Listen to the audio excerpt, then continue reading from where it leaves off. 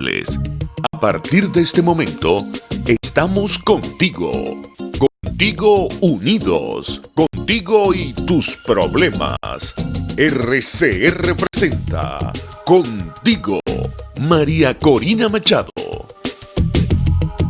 En RCR, contigo, María Corina Machado. María Corina. El momento llegó, Venezuela se unió. Vamos por la libertad, María Corina. Venezuela, Dios nos bendiga, como todos los martes, para mí un gran honor, una oportunidad que valoro enormemente y agradezco a la gran familia de RCR 750 poder compartir estos minutos con ustedes. Sobre todo cuando estamos atravesando horas turbulentas, horas muy oscuras, horas en las cuales cada uno de los venezolanos estamos puestos a prueba de lo que estamos hechos, de lo que creemos, de lo que más queremos, nuestra familia, nuestros hijos, nuestro país, nuestra libertad.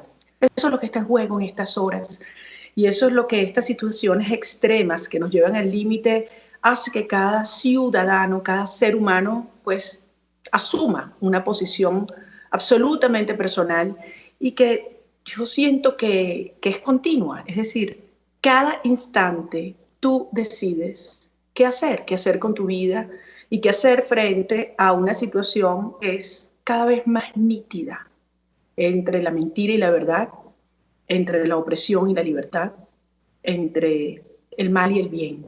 Y ahí no hay puntos medios entre la justicia y la corrupción.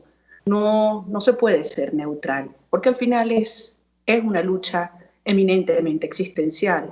Y por eso yo estoy convencida que esta la ganamos. La ganamos nosotros, los venezolanos, y la gana Latinoamérica y la gana Occidente, porque al final es aquí, en nuestro país, en nuestro territorio, que se está dando quizás la más evidente confrontación entre valores e ideas, aquellas que buscan destruir los valores occidentales y aquellos que estamos dispuestos a dedicar nuestra vida a defenderlos y hacer que se preserven.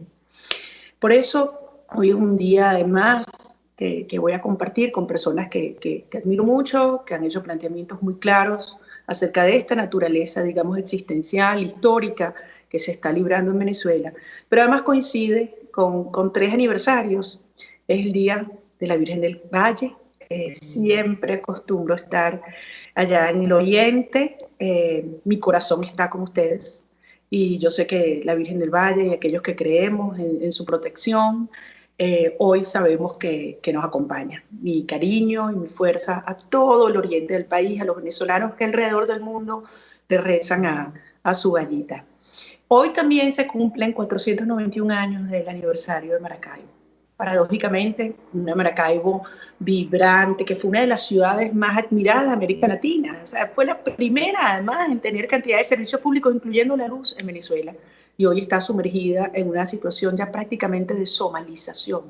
Vamos a hablar por qué esta arremetida contra un emblema del progreso, el desarrollo y de la generación de riqueza, como es la ciudad de Maracaibo y desde luego el pueblo zuliano. Mi cariño, mi respeto, mi fuerza, mi confianza a cada uno de ustedes.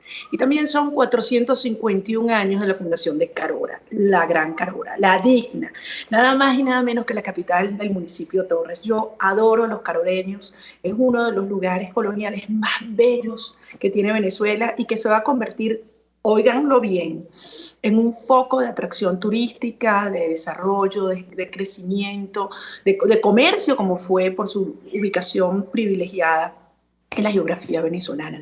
Así que a cada uno de los caroreños, mi respeto, mi cariño y mi fuerza en esta hora. Antes de arrancar nuestra conversación con George Eckhoff, les quiero invitar a todos a que escuchemos esto. George, gracias por estar de aquí con nosotros, ya te voy a presentar, pero yo no podía no compartir este testimonio que me llegó de un médico del Hospital Central de San Cristóbal, allá en el estado Táchira. Murió el director de la unidad de terapia intensiva, el doctor Luis Díaz, del sábado para el domingo, porque no consiguió el tratamiento requerido para atender el COVID. Él un médico que le ha dedicado su vida a atender la salud de Venezuela y no consiguió Remdesivir, una medicina que se vende alrededor de $300-350, eso que cuesta en el Táchira la están transando por encima de los $800.000. Los vecinos, los familiares de los afectados me han llamado desesperada, particularmente en el caso de San Cristóbal. Escuchemos este testimonio de un colega del doctor Luis Díaz a propósito de su fallecimiento. COVID, que venga la dirección del hospital, que venga la corporación, que venga la gobernadora a atender a los pacientes. Pero ya no más. Hoy es Luis, mañana seré yo, mañana será uno de mis residentes, uno de mis enfermeros, uno de mis estudiantes, y aquí no ha pasado nada. Tienen 4 semanas esperando arreglar un ascensor, porque no hay dinero, porque no hay $3.000 para comprar una tarjeta.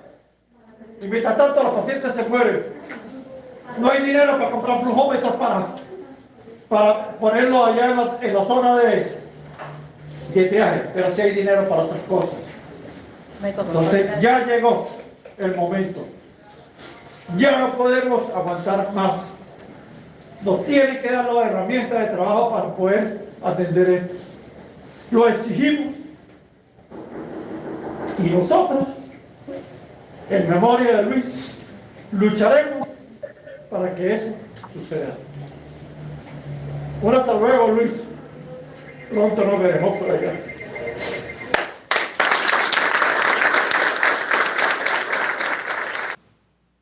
Se nos están muriendo los médicos, George. Se nos están muriendo las enfermeras, se nos está muriendo el personal de salud.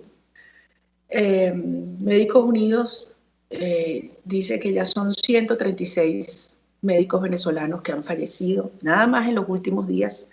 Son 6 en el estado Táchira: el doctor Eliazar Rojas, el doctor Ramón Chávez, el doctor Andrés del Orbe, el doctor Luis Díaz, la doctora Nelly Núñez, la doctora María Mercedes Molía. En honor a cada uno de ellos, a cada uno de los 40 médicos y personal de salud que falleció nada más en el estado Zulia. 138. Los venezolanos llevamos nuestras voces, obviamente nuestras plegarias, y le hacemos que el mundo entienda lo que significa enfrentar simultáneamente varias pandemias en un país depauperado, un país donde este régimen ha saqueado todo. Son cifras que no caben en las cabezas, en el alma de ningún ser humano, porque no hay razón que justifique la destrucción, que un médico no tenga cómo protegerse con lo elemental que no hay en los hospitales en Venezuela, y que la población esté realmente viendo perder vidas en un número que por supuesto el régimen no reconoce ni reconocerá jamás, producto del colapso total en el sistema sanitario, de salud y además el sistema energético. Entonces, esto es Venezuela hoy, y un país que yo sé que tú adoras, George.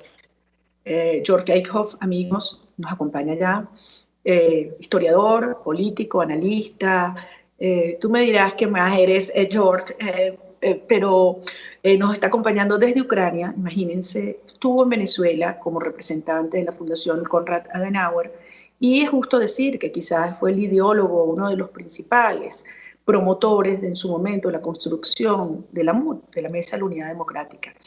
Y la verdad es que en esta hora donde se pretende confundir, en algunos casos tentar, amenazar a la sociedad venezolana, donde vemos algunas figuras que tuvieron relevancia en distintos sectores, económico, en los medios, sector financiero o la política, que se quiebran y que se suman a las trampas y a la trama de la tiranía.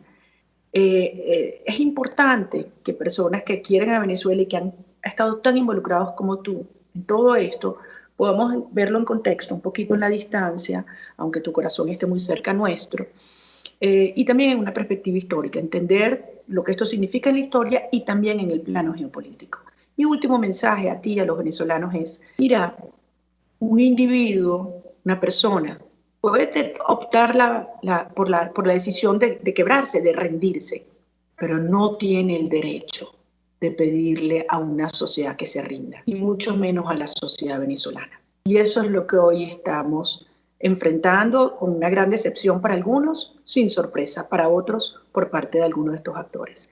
Gracias, George, por acompañarnos. Y yo quisiera empezar por aquí. Tu diagnóstico de lo que este régimen es en el contexto de la geopolítica mundial. Gracias, María Corina. Primero, mis respetos a los médicos, a las doctoras, a los enfermeros que están allí acompañando a la gente en estas horas y arriesgando su vida, y que Dios los tenga en su gloria. El diagnóstico un poco en el cuadro grande. Regímenes autoritarios y que les faltaba cualquier empatía y respeto por su propia gente, ha habido muchos. En mi país, concretamente en Alemania, el fascismo, los nazis y luego los comunistas.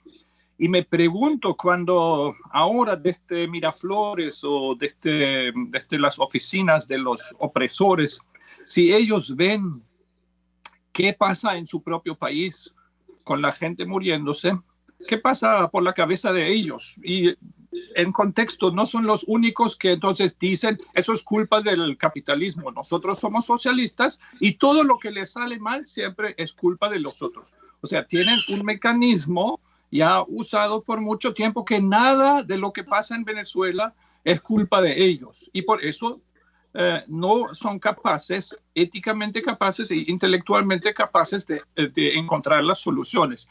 ¿A qué nos lleva eso? Como rasgos psicopáticos. Algunos ven allí incluso rasgos de psicopatía, sí, o sociopatía. Eso nos lleva a una conclusión práctica muy importante. Mientras estas personas estén en el poder, Venezuela no puede mejorar. Se puede quizás equilibrar un poquito solamente en la medida que es necesario para ellos para retener el poder. Eso quizás lo van a tener. Como dolarizaron para que la gente coma y ahora pacificaron un poquito ese frente. Pero soluciones básicas y inversiones, como por ejemplo tener los recursos para arreglar el elevador del hospital, eso no va a pasar, porque este régimen primero quiso destruir el país para dominarlo. O sea, sí, mi diagnóstico es, tú y yo hace años ya veíamos que era el rol de Cuba, y creo que ahora lo ve mucha gente, mucha más gente, que Cuba vino, Cuba se apoderó de la persona y de la psique de Chávez, que era un hombre débil y que necesitaba apoyo hasta psicológico, lo encontró en Fidel Castro, que él admiraba, y Fidel Castro era mucho más inteligente que Hugo Chávez y podía manipular a esta persona, y logró colocar, después de matar a Hugo Chávez en un hospital en Cuba, a su encargado Maduro como una extensión del gobierno cubano. Pero, a diferencia de Cuba, Venezuela es una sociedad con una experiencia de prosperidad y libertad. Eso Cuba antes de Fidel no lo ha tenido mucho, muy poquito. Y por eso los cubanos tenían muy claros que tienen que quebrar la sociedad venezolana para dominarla y apoderarse del petróleo. Ojo, tampoco son unos genios, les salió mal, muchas cosas salieron mal. O sea, en esto de destruir la sociedad venezolana, destruyeron también PDVSA, y el valor de la presa que se propusieron ha bajado mucho para ellos. Así que tampoco es que todos les sale bien. El socialismo es un proyecto imposible y termina así. Y si la gente dice no sobrevaloras el poder de los cubanos, no, mira, lo que saben hacer lo puedes ver en el país de ellos y lo puedes ver hoy en Venezuela. Ahora, George, ahí hay que agregarle, porque ese diagnóstico, como tú bien dices, durante muchos años lo hablamos y la gente no quería creer. Y a veces uno entiende, porque por las implicaciones que eso tiene para ti, para tu familia, para tu organización, para la naturaleza de la lucha que tienes que dar para sacarlos, ¿no? Ahora, eso era una parte. A eso se le ha ido agregando otras capas ¿no?, del terrorismo internacional junto con el crimen organizado internacional que han convergido, la presencia de más de 30 grupos criminales en Venezuela que están activos en 214 de los 335 municipios que tenemos, y el rol que indiscutiblemente ejerce desde el plano geopolítico la presencia de Rusia, Irán, Siria, Turquía y China, aunque cada uno tenga sus matices, pero claramente es un proyecto antioccidental que está utilizando el terreno Venezuela como uno de esas expresiones de la confrontación, y algunos incluso hablan de un proxy war. ¿Qué implicaciones tiene eso a los efectos de la forma de sacarlos, que es lo que al final todos queremos para parar el sufrimiento de nuestro país? En estos días allá en Twitter, y creo que tú lo has leído también, di una explicación en clave militar, de estrategia militar, de lo que está pasando en Venezuela. El famoso estratega alemán del siglo XIX decía: la guerra es la continuación de la política con otros medios. Pero el filósofo francés Michel Foucault le dio la vuelta y dice: la política es la continuación de la guerra con otros medios. Y nosotros en Venezuela estamos en ese cruce de guerra y política. Nuestro adversario claramente concibe su defensa del poder como una guerra, donde la tortura, el tomar rehenes, que son los presos políticos, son rehenes, donde matar gente, donde, muy importante, no hay que subestimarlo, amenazar a los militares con la tortura, la muerte pública y publicitada del capitán Acosta Arévalo, para mí es el mayor símbolo de esto. El chavismo no tiene el favor militar de su lado al grado que pueda sobrevivir sin tortura. Este sistema tiene que torturar a militares y amenazar, por eso lo hicieron tan visible, lo llevaron a los tribunales y murió prácticamente ante un juez. Y eso de no esconder la tortura, sino ejecutarla y exhibirla, eso es la política contra los militares. Y la otra gran política es la corrupción al extremo. Y eso creo que también hasta muchos venezolanos lo subestiman. La quiebra económica total es porque el tamaño de la corrupción está más allá de lo que hemos visto. Hoy, francamente, he estudiado muchos países, pero ninguno donde las cantidades de lo que se robaron son tantos de un sistema muy poco productivo. Porque si tú tienes empresas que tienen mucha caja, entonces corrupción en cierto tamaño se aguanta, pero en Venezuela no. O sea, lo que ven, que los hospitales están como están y que se nos mueren los médicos, eso es porque la corrupción es tan grande que se robaron tanto que ya no hay capacidad de endeudarse, nadie les presta más dinero y por eso esta infraestructura no se puede recuperar. Va a ser necesario crédito internacional y es absolutamente imposible que el gobierno de Maduro tenga acceso en el volumen necesario a crédito internacional. Y eso lo ve la comunidad internacional también, que ellos no pueden poner dinero, porque es dinero de sus ciudadanos también, en un saco sin fondo, y por eso también la comunidad internacional busca cómo cambiar la dominación, el poder en Venezuela, porque solamente se puede ayudar a los venezolanos de una manera efectiva quitando este gobierno. Esto nuevamente lo sabe este gobierno y por eso se defiende en una lógica militar. Ellos tienen ningún problema en matar políticos, como Fernando Albán lo lanzan de un 10º piso, y eso también era muy, muy público para mandar un mensaje muy claro a los políticos.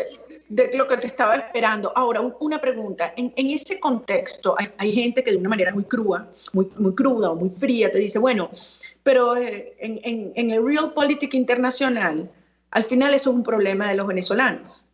Y sí, si eso se logra contener, incluso si eso se convierte en una segunda Cuba, hay gente que cree que esto podría ser una segunda Cuba, bueno, mira, la comunidad internacional podría convivir con ello,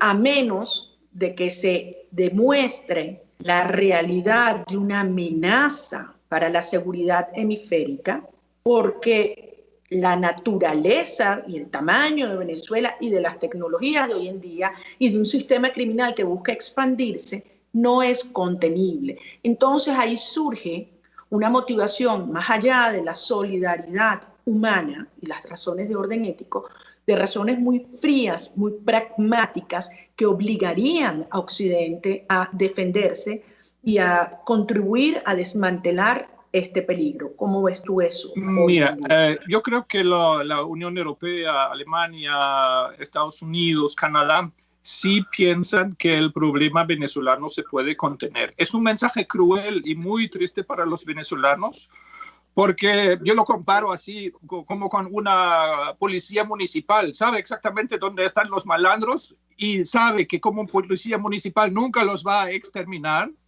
y los contiene. Entonces, por ejemplo, en una ciudad normal, grande, pongamos Río de Janeiro, tiene que separar los turistas de los malandros, ¿no? Y creo que quizás es una manera demasiado simple de decir, no, los actores de la comunidad internacional piensan o apuestan por la contención. Ojo, yo creo que sí, tú tienes razón, que esto se puede contener por un tiempo, pero esa podredumbre, como una manzana podrida en una cesta, se expande. Y de cierta manera, el conflicto colombiano se ha expandido a Venezuela ahora. Ahora se está incubando esta enfermedad y esta podredumbre en Venezuela y puede volver a Colombia. Y puede ser un peligro territorial también para Brasil. Fíjate. Y por eso creo que sí, como tú le dijiste al señor Abrams, yo creo que eso es lo que tú haces y donde estás muy reconocida, de decir las cosas claras. Se lo dices a tus compañeros en la política venezolana, pero también a otras personas. No, ese trabajo hay que hacerlo, que el problema venezolano tiene una dimensión que va a crear más problemas en América Latina si simplemente se deja correr. Antes de ir a la pausa, yo quisiera a ver si aclaramos y estamos de acuerdo en algunas premisas, tú y yo. Uh-huh. Uno, que esto no es una dictadura, sino un sistema criminal que no tiene precedentes en Occidente. ¿Tú estás de acuerdo en eso? Sí. Dos, que estos tipos no van a soltar el poder por la vía electoral ni por la vía de farsas de diálogos. ¿Tú estás de acuerdo en eso? Sí, sí. Tres, que Venezuela es un país ya ocupado y lo que estamos solicitando es el complemento a nuestras fuerzas por las fuerzas de Occidente para poder liberarnos. ¿Tú estás de acuerdo con eso? Sí, sí. La cuestión es ahora qué esperanza a corto y mediano plazo tiene esto para desencadenar una acción militar eficaz, y quizás allí no soy tan optimista. Bueno, sobre eso es lo que quiero que hablemos a la vuelta, es decir, qué opción nos queda y qué podemos hacer los venezolanos todos, aquí y afuera, para que la única opción que nos queda efectivamente tenga lugar. Es decir, no es un problema de si es difícil o fácil, posible o imposible. Es imprescindible para la vida de Venezuela como nación y de los ciudadanos venezolanos. Vamos a una brevísima pausa, amigos, y al regreso seguimos conversando con George Eichhoff, gran analista, historiador, político, desde nada más y nada menos que Ucrania. Ya regresamos contigo. Usted escucha Contigo, solo por RCR 750 AM. Puedes seguirnos en nuestras redes sociales. En Twitter, @RCR750, la radio que se ve. Serovka es una empresa que cuenta con un equipo de físicos, médicos, ingenieros, arquitectos y técnicos que brindan protección y seguridad radiológica a todas las clínicas. Serovka también ofrece capacitación al personal médico, técnico y de enfermería, así como la divulgación científica a pacientes sobre radioterapia, medicina nuclear y radiodiagnóstico. www.serovka.com y en las redes @Serovka. Serovka, empresa líder en protección radiológica con cobertura en toda Venezuela, América Latina y el Caribe. Una ventana para las propuestas y denuncias de las comunidades populares de Venezuela. Evelyn Martínez y la Red de Ciudadanos llegan debatiendo problemas y promoviendo soluciones. es El Radar de los Barrios. Por la autonomía de los movimientos sociales que no pueden ser complementos de partidos o gobiernos. El Radar de los Barrios, de lunes a viernes, a partir de las 10 de la mañana, por RCR 750 AM. RCR 750 AM, porque lo bueno une. Les estamos presentando Contigo, el espacio donde tú y tus dirigentes se escuchan, solo por RCR 750 AM. Aquí estamos, amigos, de regreso contigo y conversando con George Jacob desde Ucrania. Y venezolano, historiador, político, analista, que fue uno de los padres de la criatura de la MUT, y sobre eso vamos a hablar más adelante. ¿Qué pasó allí? ¿Qué funcionó? ¿Por qué fracasó? Y esos mitos que ha creado, a mi modo de ver, el régimen cubano para neutralizarnos, haciéndonos creer que es que esto fracasa porque es que hay división en la oposición. Es decir, el régimen criminal no ha terminado de salir, George, porque hay distintas visiones dentro de la oposición venezolana. ¿Cómo respondes tú a este alegato? Bueno, hubo mucho más unidad en Venezuela que en otros países. Por ejemplo, los nicaragüenses envidian esto mucho y varias veces políticos de Nicaragua buscaron consejo con Ramón Guillermo Aveledo, conmigo, con otros actores de la unidad en Venezuela, y no, yo lo veo muy claro. Enrique Capriles derrotó a Maduro en abril del 2013. No era posible, o por alguna razón no pasó, que se cobró esta victoria. Esto es el problema que Enrique Capriles arrastra. Personalmente creo que de un evento de esta magnitud es imposible recuperarse. Yo creo que la MUT funcionó mientras las elecciones funcionaron. Y cuando el chavismo vio que la MUT, que los venezolanos no se saben unir, saben unir cuando tienen una estrategia, y lo hicieron, y la estrategia era exitosa. Por eso, después de la experiencia, porque los chavistas saben exactamente que su presidente Maduro nunca tuvo una mayoría. Ellos lo saben mejor porque vieron los números y saben la trampa que hicieron.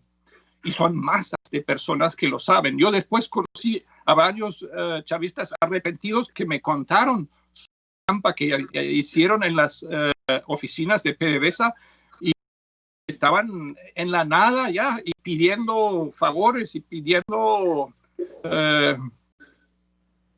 apoyo en su huida de Venezuela, y así como arrepentidos con una cerveza te cuentan como las trampas que hicieron. Así que el chavismo, más que la oposición, sabe la trampa que hicieron.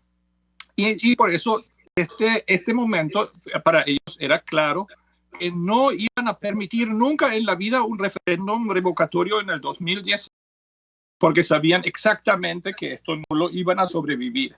Con eso, a tu pregunta de la MUT, ahí también se mostró el músculo de la MUT y esta lógica de guerra de los otros que no son demócratas. Y mira, en el Plan Socialista Bolívar de 2006, Plan Socialista de la Nación, dicen que van a destruir la democracia, y lo dicen con todas sus letras, y eso lo han hecho, y ahora son minoría y han quitado todo el sistema electoral. Ahora es, la historia, ganó la asamblea en el 2015 porque el músculo electoral de los demócratas en Venezuela es mucho más grande que el del chavismo, y por eso el chavismo destruyó las elecciones. Pero cuando tú destruyes las elecciones y esto ya no funciona, una alianza electoral como la MUT, donde el articulador estratégico es el sistema electoral, entonces se estrella, se fragmenta, y eso es absolutamente natural.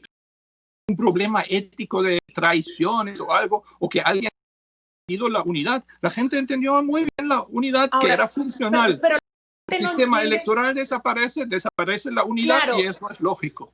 Claro, pero lo que la gente no entiende y probablemente no perdona es que habiendo tenido oportunidades ciertas de provocar esa confluencia de fuerzas que llevara al régimen a un punto de quiebre, y eso pasó en el 2013, en el 2014, en el 2016, en el 2017, con ese evento histórico que marca para mí la lucha cívica del mundo, de la humanidad, que fue el 16 de julio del 2017, y después el 2019, en el momento crucial definitivo, hubo un sector de la dirección política que por las razones que podemos o no especular, al final entregó la lucha y se quebró y terminó o entrando por el aro de las farsas electoreras o en un nuevo y repetido diálogo que la gente lo concibe y lo entendió como claudicar la lucha, como la rendición, la capitulación. Sí. Entonces, Dime. Nuevamente, un ejemplo quizás de mi país o de algo que vemos ahora en vivo y en tiempo real en Bielorrusia, la creación de una oposición, entre comillas, leal al régimen. Esto no sería el primer país, Venezuela, donde esto se hizo. El comunismo alemán hizo esto.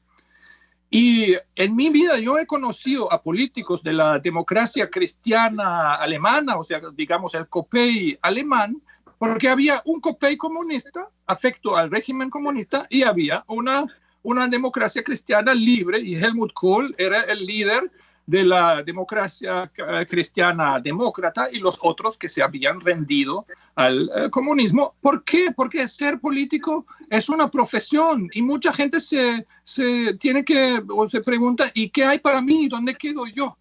Y entonces hay siempre un grupo de gente que se pasa al lado de la tiranía porque es su vida, porque saben hacer elecciones, ¿no? Ellos entonces hacen un diagnóstico acorde a sus capacidades. Entonces yo tengo capacidad de hacer elecciones, entonces digo que el problema es falta de elecciones y hay que hacer elecciones. Ahora, o sea, lo que vemos ahora es que se adapta el diagnóstico a la medicina disponible.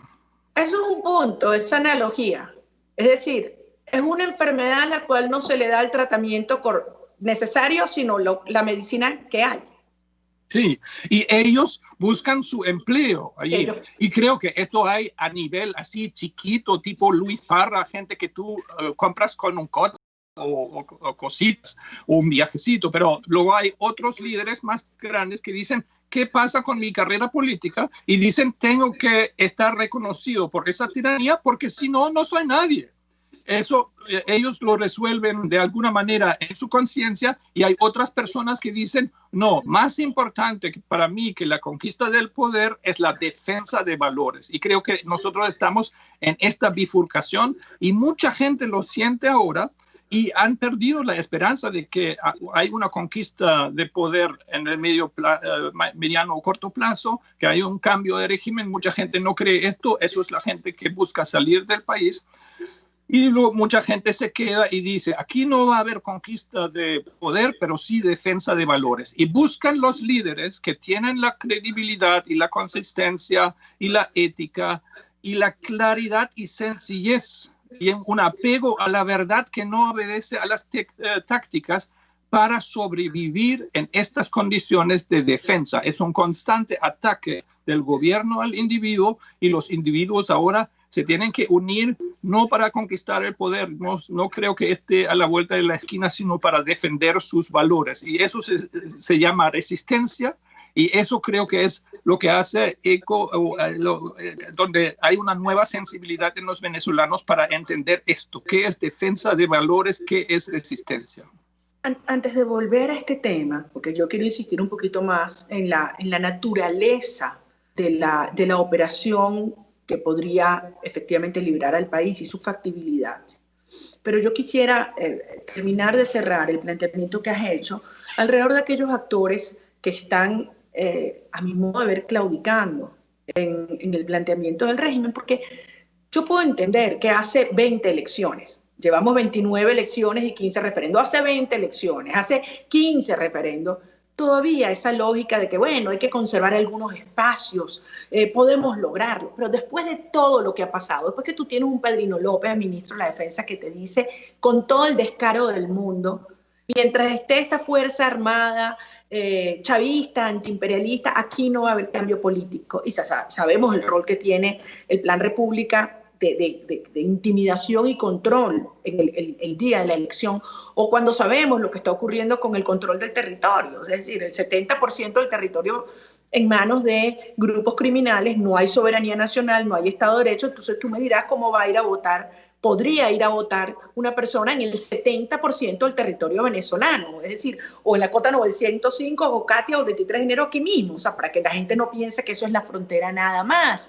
Ahora, ¿por qué, si es evidente que esto es un proceso de asignación de cargos? Es decir, el régimen va a decidir quién queda y quién no. Y si es evidente que además no va a asignar la mayoría a ninguna farsa opositora, ¿por qué lo hacen? ¿No te parece que es una jugada de muy corto plazo y que al final va a terminar hundiendo más a ese sector? Sin hablar el daño que se le hace a Venezuela, desde luego, porque posterga la salida definitiva de la tiranía. Mira, la apuesta es muy de poder chiquito, porque estas personas se imaginan algún día cae Maduro. Bueno, no cae, entonces todos estamos igual.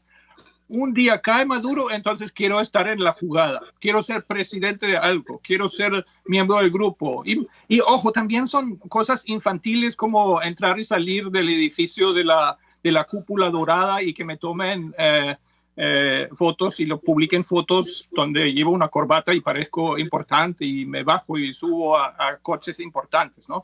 Y tener bienestar personal. Eso también existe, pero el cálculo político, y esto vale la pena analizarlo más a fondo, es: esta dictadura va a durar un cierto tiempo y quiero estar en la jugada cuando nuevamente se reparte el botín después. Mira, yo no quiero estar con esa gente.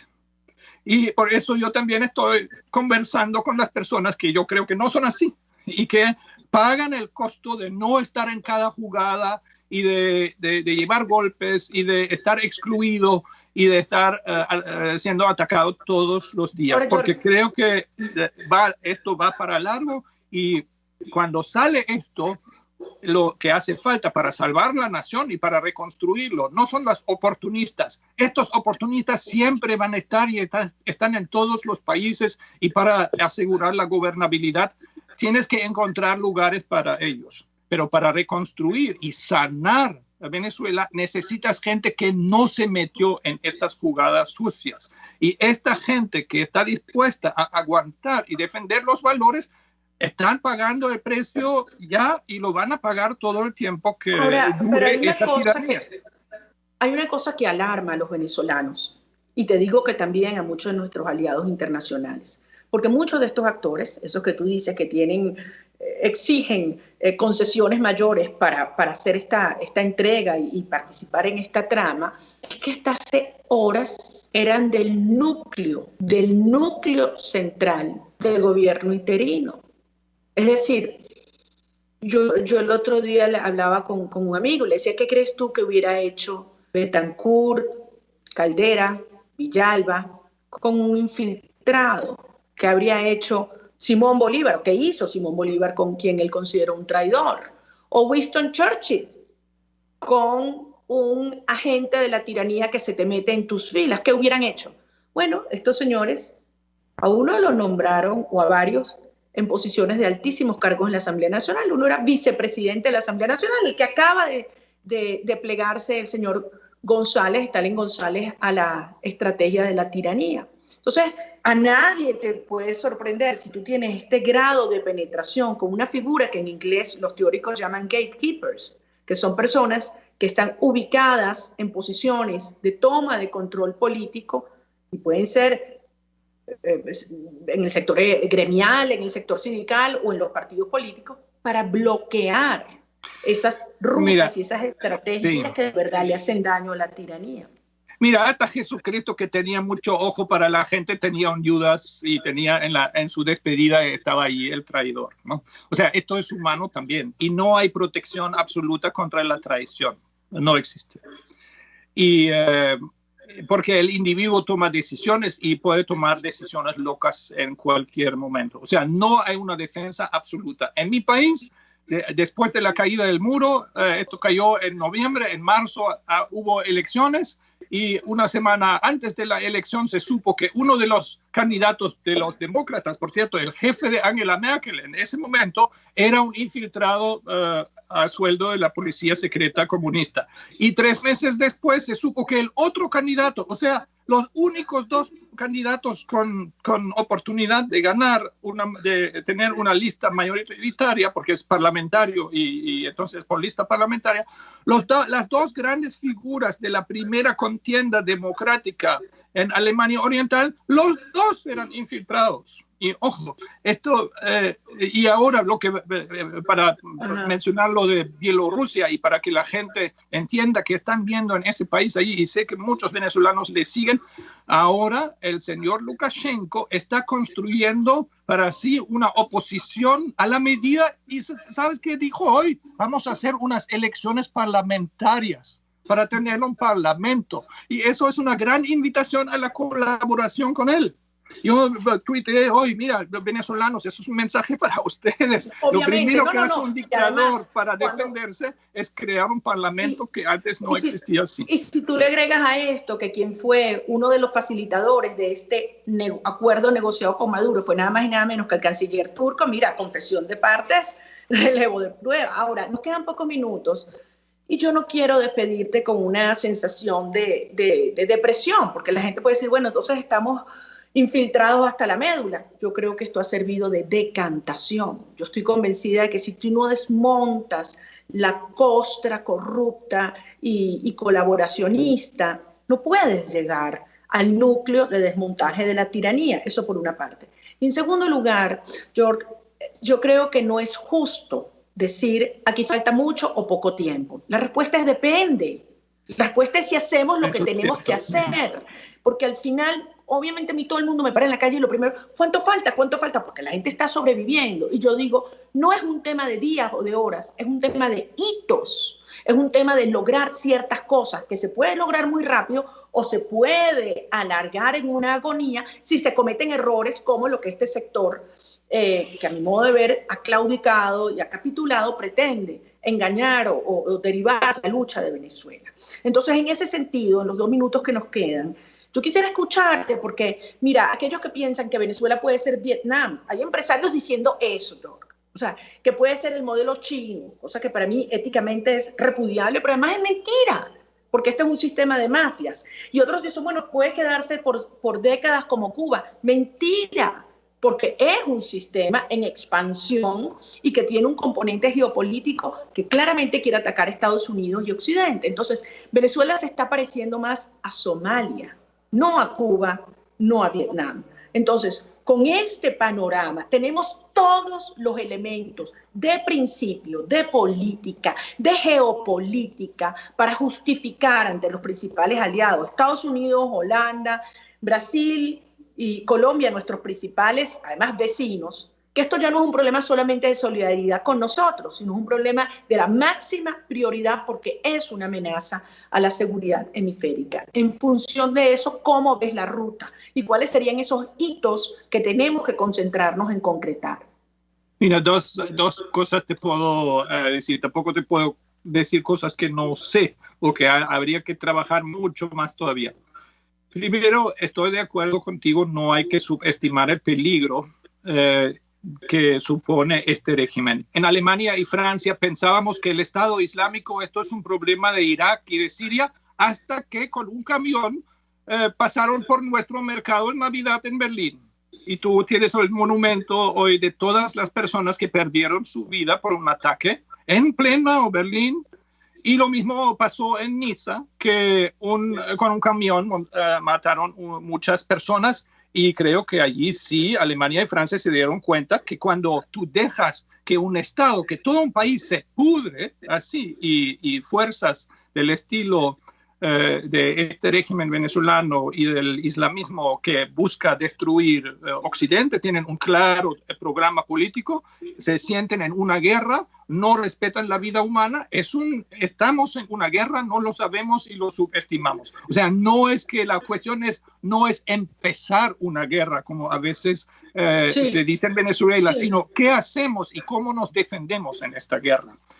Luego, en el Día de la Virgen del Valle, y un poco respondiendo también a la conferencia episcopal, que la tengo muchísima aprecio, y también tuve el honor de ser consultado de vez en cuando por el cardenal Urrosa y por el hoy cardenal Porras, y tuve oportunidad de hablar en una reunión de la conferencia episcopal antes de las elecciones del 2012 y en el 2013. Y los respeto profundamente y creo saber quiénes asesoran.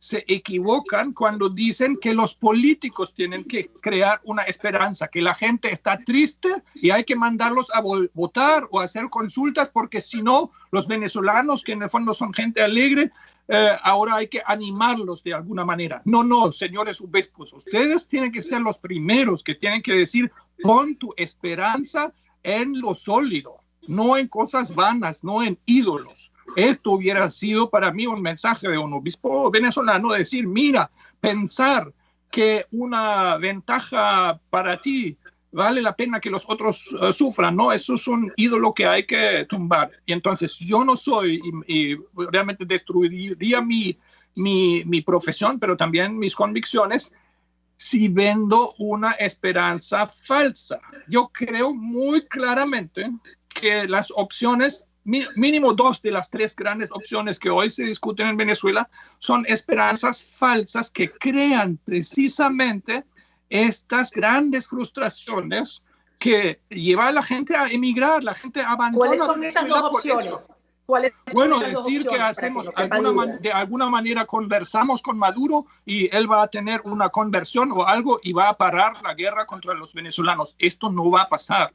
Y tú te puedes sentir muy importante y muy inteligente y de tener algún arte político del diálogo o de la negociación. Esto no va a pasar, porque el otro está en una guerra y espera matarte.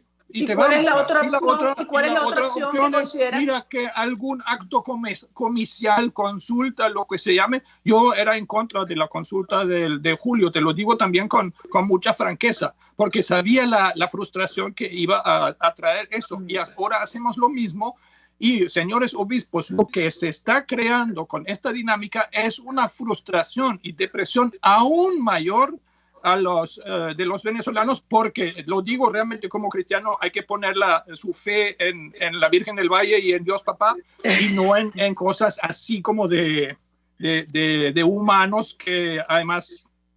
Bueno. No digas de realismo mágico, porque te digo una cosa, este país quiere realismo mágico. Eso es lo que quiere Venezuela, realismo mágico. Milagros, y lo estamos ofreciendo, oye, para la reconstrucción del país. Pero los milagros lo hace Dios y no lo hace Capriles, ni Guaidó, ni nadie. Ni tú tampoco. Totalmente. Mira, se nos fue el tiempo, George. Yo necesito seguir conversando con la gente que quiere escuchar. Tenemos 2 jóvenes líderes que nos están esperando para conversar este minuto. Julián Briceño desde Ciudad Bolívar, Gloria Aro desde Sabaneta, Barinas. Así que tengo que ir a una pausa, pero tenemos un compromiso tú y yo para continuar esta discusión, para volver al punto de la opción que queda, que es una opción que yo le he llamado una operación de paz y estabilización, donde yo sí estoy convencida que si hacemos lo correcto, derivará en la liberación de nuestro país. Y depende de nosotros, como bien tú dices, porque si aquellas fuerzas que necesitamos están dubitativas o están neutralizadas o paralizadas, pues hay que activarlas, persuadirlas, convencerlas y concretarlas. Y ese es el trabajo de la dirección política y de cada ciudadano de Venezuela, que no se conforma con nada menos que la libertad plena de todo el país. Gracias, George, mi cariño, cuídate mucho allá en Ucrania, un beso a Nasli y seguimos conversando. Gracias por acompañarnos. Gracias. Amigos, de verdad fue una conversación increíble con George, se nos pasó el tiempo volando. Voy a una brevísima pausa y al regreso vamos a estar hablando cómo vive la gente hoy, en el terreno, en el corazón de Venezuela. Esta lucha por nuestra libertad. ¿Qué piensan los venezolanos? Libertad y respeto. Estás escuchando Contigo, solo por RCR 750 AM. Puedes seguirnos en nuestras redes sociales. En Twitter, @RCR750, la radio que se ve. Mis amigos, una empresa comprometida y responsable con su personal es una empresa segura, y Produzca es la compañía pionera en Venezuela que ofrece la mayor cantidad de equipos de comprobada calidad para garantizar la seguridad integral de toda la nómina industrial de cualquier empresa. El catálogo de Produzca es inmenso, todo tipo de guantes, cascos, accesorios y productos varios de protección para tu personal.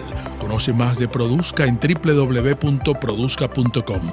Produzca, seguridad en tu empresa de los pies a la cabeza.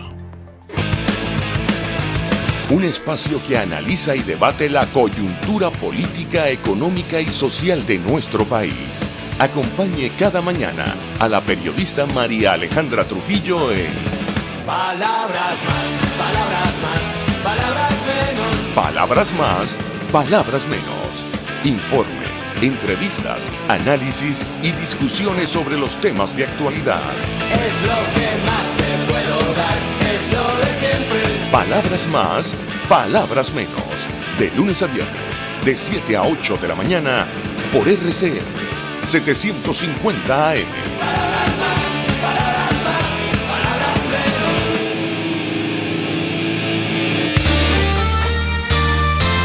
A mitad de tarde, disfrute de una amena tertulia, acompañada del análisis preciso del acontecer nacional e internacional.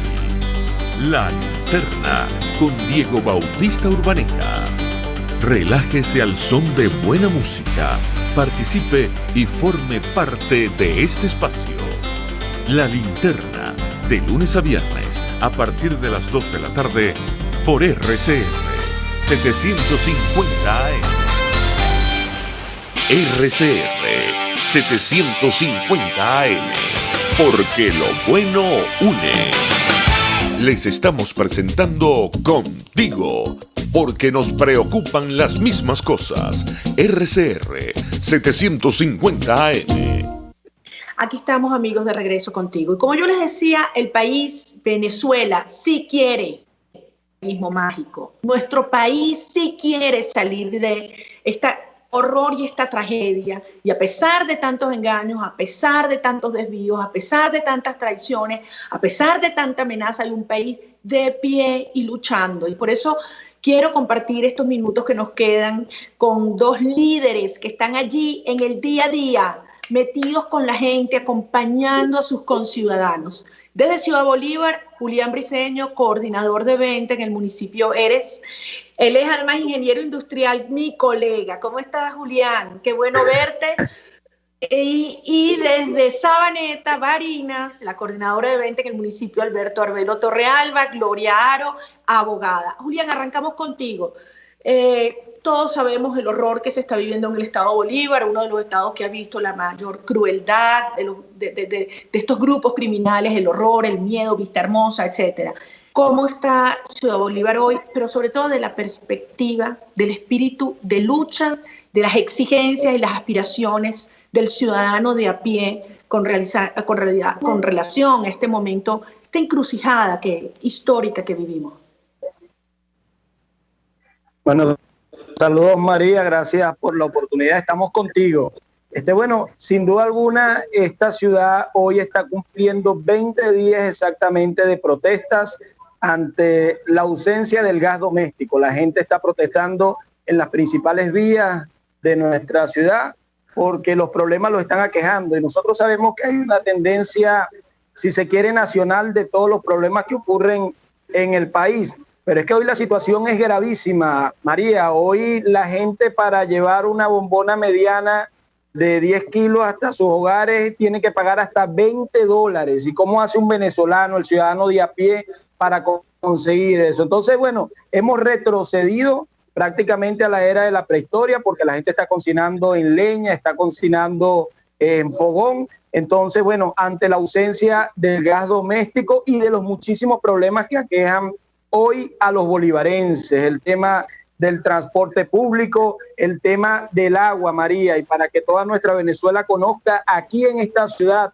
hace 5 años inauguraron el acueducto Bicentenario, que costó casi $100 millones, María, la construcción de ese acueducto para resolver el problema a más de 120,000 personas, y hoy lastimosamente eso no fue cumplido. Se robaron la plata, despilfarraron el dinero, y hoy nuestra ciudad no tiene agua, y tú conoces muy bien a nuestra querida Ciudad Bolívar, que está rodeada por el inmenso Orinoco, y es triste ver que hoy esta ciudad que se pasea el río Orinoco alrededor de ella, la gente no tenga agua en sus hogares. Entonces, bueno, Julián, una realidad terrible la que estamos pasando. En este contexto de supervivencia, de humillación, de indignación, porque vemos esto y al mismo tiempo la contraparte de Maduro diciendo que va a comprar misiles iraníes y le siguen mandando además el diésel, el poco que hay, a Cuba y los venezolanos muriendo de hambre. Y obviamente ellos que buscan desmoralizar y quebrar ante todos estos acontecimientos que han ocurrido, las decepciones, las traiciones, la gente que quieren confundir con esta ruta de apaciguamiento.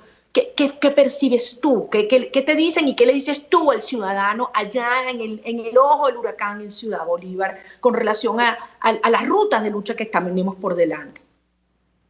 Mira, este país no se va a quebrar. La gente ya después de 21 años conoce a quienes están en el poder, pero conoce también a quienes han hecho que ellos permanezcan en el poder, que muchos se han vaciado por la oposición, y hoy vemos a personas que se le dieron mucha confianza para que ocuparan cargos de elección popular, para que presidieran un país, y están traicionando la voluntad de la gente, que bueno, que es firme. La gente no se va a dejar chantajear, ni convencer, ni doblegar, María. No nos vamos a quebrar ante pretensiones de algunos de quedarse allí y otros de querer engañar a nuestro pueblo. Y aquí aprovecho la oportunidad, María, para denunciar que hay muchos que no se metieron en esa plancha, pero que la están construyendo.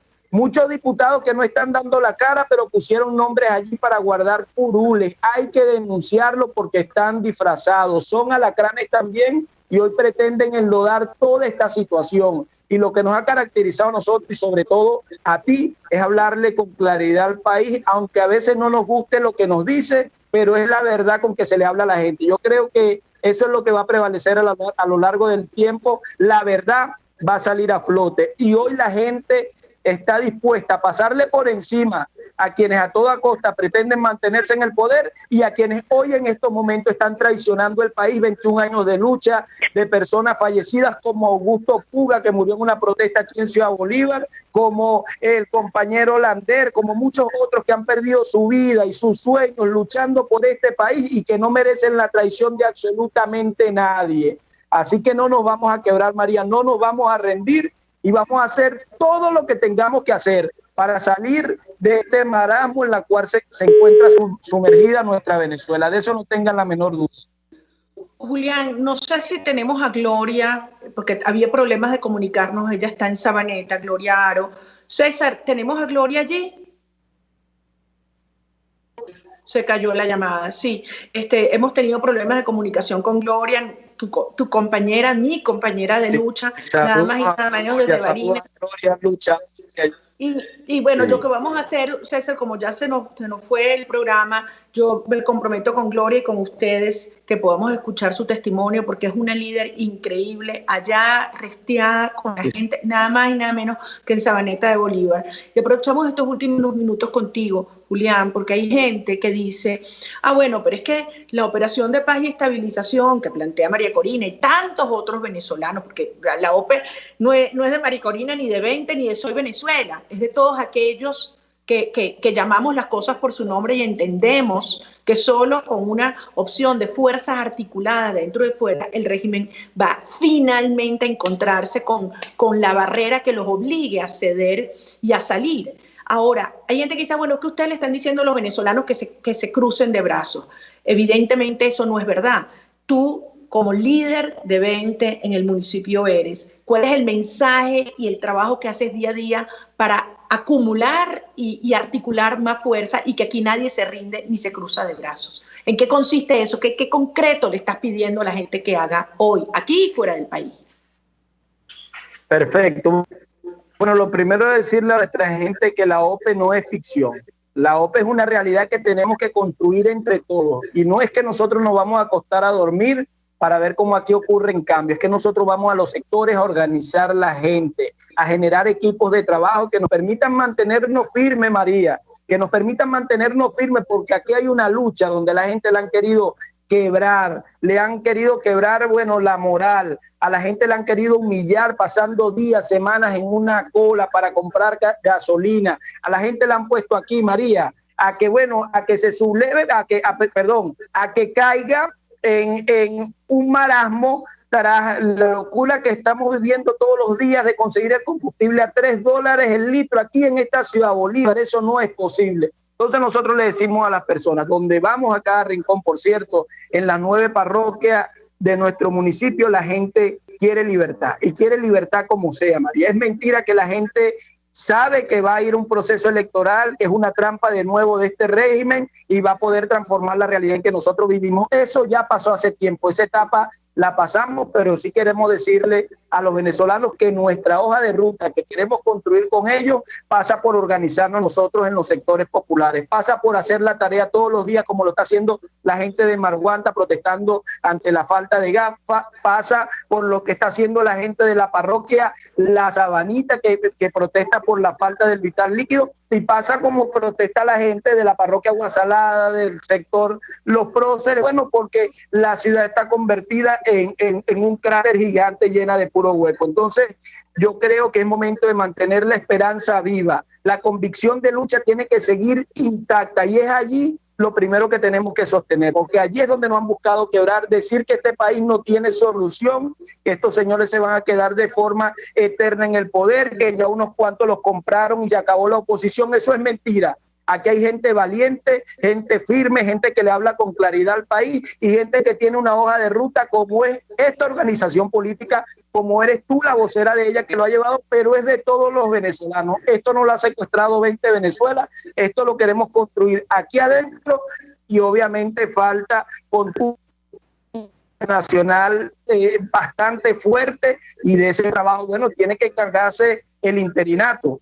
Nosotros lo tenemos allí, Juan Guaidó está allí para construir una fuerza internacional también, María. Mientras nosotros nos organizamos aquí, no se lo podemos dejar todo un plebiscito que ya pasó el 16 de julio del año 2017. No podemos dejar esa tarea en manos de terceros. Tiene que asumir la responsabilidad y el compromiso histórico que está viviendo Venezuela el presidente interino Juan Guaidó, de articular esa fuerza internacional, que nosotros aquí articulamos la fuerza nacional para, junto en sinergia, hacer un trabajo que nos permita liberar a Venezuela de toda esta crisis.